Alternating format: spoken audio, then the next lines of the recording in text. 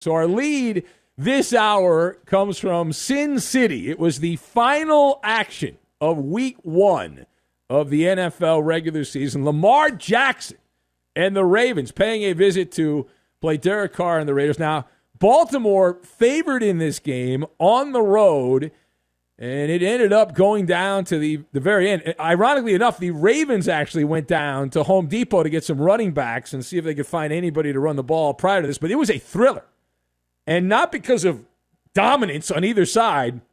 I don't know if you saw it or not, if you watched the Monday night game, maybe not. So Derek Carr ends up throwing a 31-yard touchdown pass to Zay Jones after the Raiders had botched their first possession of overtime, and then they end up beating the Ravens 33-27, and their first game with actual human beings in attendance in Las Vegas, and the Raiders get into the win column. They are 1-0, and Baltimore tied for the worst record in pro football at 0-1. Now, the question here, there's a lot of overreaction to everything that happens in week 1, and since the Raiders were expected to be terrible and the Raiders were projected to lose this game, a home underdog against Baltimore, the question is, did the Raiders gain style points in beating the Ravens? And I'm shaking my head no on this. Now, my thoughts, you've got Adventure Dome, Forrest Gump, and Butcher Knife. And we will tie all of these things together into a nice, neat Maller monologue. Now, it was obviously necessary when you always want to win your first game, blah, blah, blah, blah, blah, blah, blah. But for the Raiders, when you had multiple high-ranking executives walk away, you had players quitting during training camp, it was chaos and anarchy around the Raider Nation. And so to turn the volume down, to twist the knob back on the noise, it was imperative that the Raiders come out of the gates and don't drown right away for both Derek Carr and John Gruden. John Gruden's got the forever contract, but that doesn't mean there can't be banging on the drum that John Gruden is bad news. Now, in terms of impressing the football world, I am firmly on the no camp side of the aisle.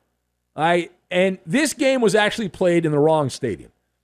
I've driven past Allegiant Stadium a number of times. I've never been to Allegiant Stadium, and many people haven't. It's relatively new, but it should not have been played at the Pigskin Palace Allegiant Stadium. Monday Night Football should have been played at the Adventure Dome over at Circus, right? John Gruden coming in there riding a tricycle and a clown costume. You get the Canyon Blaster there. Cue the clown music. Derek Carr, the game-winning touchdown pass, came after a gift. Lamar Jackson, sloppiness. He was strip-sacked by Carl Nassib at the 27-yard line of Baltimore, handing the game to the Raiders. And then the Raiders, they had already prematurely celebrated the win in overtime earlier, and they went to the replay. The receiver was marked down at the 1-yard line. But even getting the ball at the 27-yard line, there was another series of mistakes that took place. Now, it was the Keystone Cops is what it was for both these teams. Now, part B of this, Derek Carr, the much maligned quarterback of the Raiders. He gets a big win to put on his resume. Baltimore considered one of the heavyweights in the AFC, even with their problems at the running back position. But it's more of the same. It's more of the same for Derek Carr. Derek Carr is living the Forrest Gump life at quarterback. He's like a box of chocolates. You never know what you're going to get. And it's not just game to game, it's half to half. He's a human yo-yo on full display. Now, what's my evidence? Derek Carr, who threw an interception after driving to the one on that opening possession of overtime, and then he made the other bonehead blunder of the night with a delay of game penalty. They're saying, well, it's not his fault. It was the special team's fault. But delay of game penalty on a field goal try, that pushed the Raiders back. So then they went for it on offense, and Carr made up for it when he hit Zay Jones for the game-winning touchdown. But the back and forth, the Dr. Jekyll, Mr. Hyde of Carr, in the first half, he was 12 out of 25 for 127 yards. He had an average of 5 yards per attempt. That sucks. And a passer rating of less than 65. Terrible quarterback play in the first half. And then in the second half and overtime, Derek Carr played like a masterpiece. He put a masterpiece out there, averaged almost 10 yards per attempt in the second half and overtime, over 300 yards after halftime with a couple of touchdowns and a passer rating of 110. But all the bad plays in the first half should have been enough to sink the Raiders' battleship. But it wasn't. It wasn't. And we look at the bad play statistic, and this is the exception to the rule. In almost every game played in week one, as normally is the case, the quarterback that has the fewer bad plays, his team wins as opposed to the other team's quarterback. And Derek Carr had a bunch of mistakes. He had 27 bad plays, negative plays, incompletion, sacks, fumbles, interceptions. Lamar Jackson, he only had 15. So the Raiders were able to overcome the plus 12, or the minus 12, I should say, minus 12 in the bad play category. All right, last word here. So the Ravens side of the ledger here, this is all about what happened to that defense. Baltimore banking on having a top-notch defense, and they have a lot to clean up. A disheveled performance for John Harbaugh's Baltimore Ravens, unbecoming of the Ravens.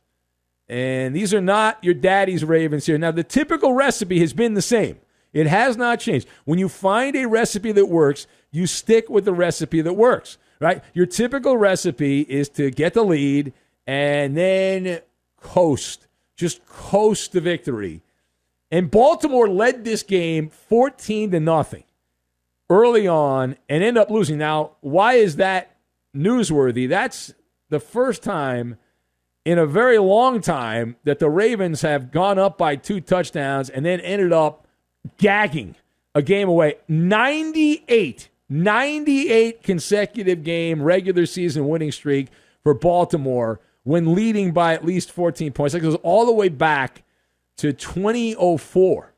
So 17 years of football, and the Ravens had never blown and lost a 14-point lead. They might have blown it, but they ended up winning the game anyway. So without a name-brand running back and with limited playmakers, wink and a nod to Hollywood Brown, right, on offense, you cannot be taking the butcher knife out and stabbing yourself in the leg. Lamar Jackson played well for the most part.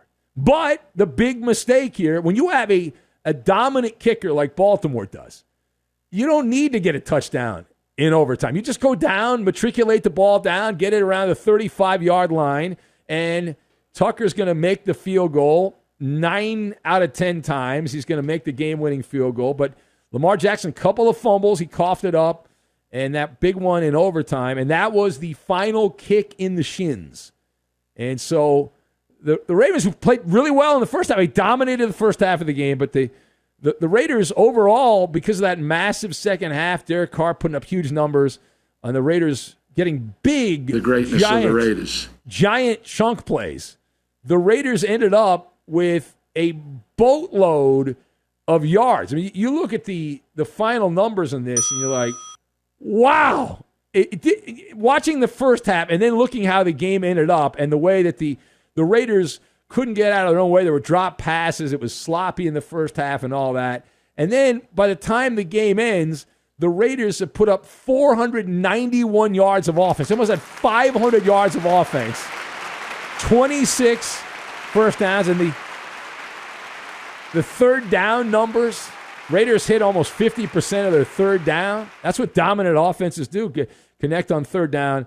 And so the Raiders, despite all the penalties and all the bad plays by Derek Carr, they end up getting the win. And the Ravens now 0-1 in the post having any running backs you've ever heard of era. But the more troubling thing for Baltimore, they're going to choke on their crab cakes because they gave up. I jotted down all the big plays, and at last count, it was at least 6. I think it was more than that. The Raiders had at least 6 plays of 20-plus yards against Baltimore's defense. And Henry Ruggs had a 37-yard chunk play. They were getting massive amounts of yards, the Raiders, on offense against the Baltimore secondary, which was brutal for sure. All right, it is the Ben Maller Show. We'll hear from some of the participants in this game. The better story is in the losing locker room, and Lamar Jackson here pointing out, Lamar, that the game went back and forth and back and forth. I mean, it's week one. Stuff like that is going to happen week one. The game could have went anyway tonight. We started off 14-0, I guess, and, we battled up. They battled, came back. We battled, had a chance to win it. It happens sometimes. But I can remain focused, though. I'm good. He's good. So, okay. If you were concerned, Lamar's good. Here is more on Lamar. He had the big mistake, couple of big mistakes here, the back-breaking one in overtime that handed the Raiders another opportunity to win the game, and Lamar talking about his butterfingers. That tipped me off. I hate fumble. I hate any type of turnover. The first one that tipped me off because we had them right. It was right down there. They let punches on. They could have scored right then and there. That tipped me off. Then the last one, just two hands on the ball. Try to have two hands on the ball. Could have just took a sack if anything, but it happens. Football. It happens. See that? I never fumble though. I've never fumbled the microphone. Not one time. All right, here's more from the Ravens side, the better story being in the losing locker room. Lamar Jackson's coach, John Harbaugh. You might think he's upset that the Baltimore Ravens lost a road game. They were favored to win. Doesn't seem all that upset. Lamar's effort is always like that. The whole team, I was very, very, very happy with the team's effort. I mean, the toughness, the resiliency, and you fight back. Even there at the end, I think the example is the goal line stand. I mean, those are the kind of things that make us who we are as a team. We just didn't close the game out when we had the opportunity to do it 3 or 4 times. And, that's what you need to do. When you have an opportunity to win, you got to go win it. And we just didn't do that tonight. So it's a little bit of a pet peeve of mine. I know it's more about me than it is John Harbaugh. But anytime a coach comes out and says, I'm really proud of my guys' effort, that's what you do in like Little League or high school or something like that. But this professional football, that's just a given. That's just a given, right? The effort, you're going to get the effort. If you don't get the effort, the coach gets fired. You don't sit there and celebrate effort. You're happy with the team's effort. You should never even have to address the team's effort because that would mean that at some point the team's not putting effort in. And if that's the case, why are they on the team if that's the case? I mean, you're talking about a professional football player, 17 dates. Now, they got to work out all year and all that, but you're ultimately judged on 17 regular season games. And then if you're in the postseason, you're judged on that. You're not even judged on exhibition games. The guys don't even play in exhibition games. These games are brutal. These multiple preseason games, the starters aren't expected to play for most teams. So you're really judged on 17 regular season games. And you're telling me that guys aren't going to try and play hard in those 17 games? Come on. All right, now John Gruden, always a good sound by John Gruden. This guy never disappoints. In fact, he'll be back in the broadcast booth before you know it if the Raiders don't dramatically turn things around by the end of the season here, even though they're 1-0. There's a long way to go. Anyway, here is John Gruden, who points out, you'll hear the question and the answer. It was a near-death experience for the Raiders coach. Coach, in your career, have you ever been involved in a game like this before where it almost appeared like you had to win the game twice? Can you recall anything like this in your career? I died and woke up and died again, and I was like a cat. I had multiple lives tonight. I don't like playing like that. It was tough, but again, we did a lot of really good things to win that football game tonight. There you go. John Gruden's a pussycat right there. He said it right there.